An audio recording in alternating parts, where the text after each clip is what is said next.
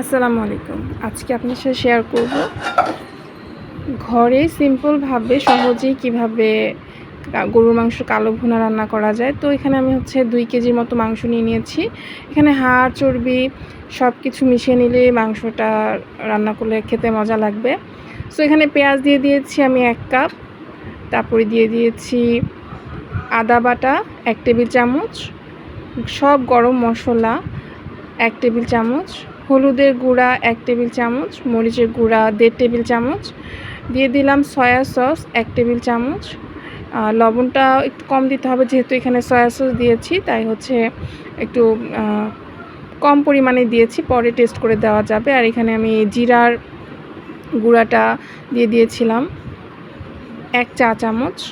So সরিষার তেল দিয়ে সব কিছু খুব ভালোভাবে মেখে দেন হাই হিটে রান্না করতে হবে। সো মাংস থেকে পানি উঠে আসার পরে একদম যখন তেল উঠে আসবে উপরে, তখন আমাদের প্রথমবার এটা কষানো হয়ে গিয়েছে। সো এই পর্যায়ে আমি মাংসটা সেদ্ধ করার জন্য গরম পানি দিয়ে দিলাম 2 কাপ, এখানে 500 ml এর মতো পানি। সো এই পানিটা দিয়ে মিডিয়াম হিটে রান্না করেছি। আসলে কালো ভুনাটা সব জায়গায় সফটই থাকে। অনেকে আপনাদের পছন্দ মতো যেরকম সিদ্ধ মাংস পছন্দ করেন, শক্ত বা নরম, সেটা করতে পারেন। সো আমি একটু নরম করে মিডিয়াম থেকে লো হিটে অনেকক্ষণ রান্না করেছি, প্রায় 45 মিনিটের মতো। সো এখানে পেঁয়াজ আর রসুন দিয়ে বাগার দিয়ে দিলাম।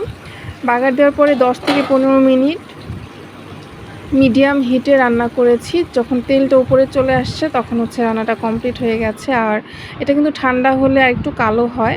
সো এইতেও দেখতে পাচ্ছেন রান্না শেষ। সো আজকের মতো এখানে বিদায় নিচ্ছি। আপনারা সবাই ভালো থাকবেন। আল্লাহ হাফেজ।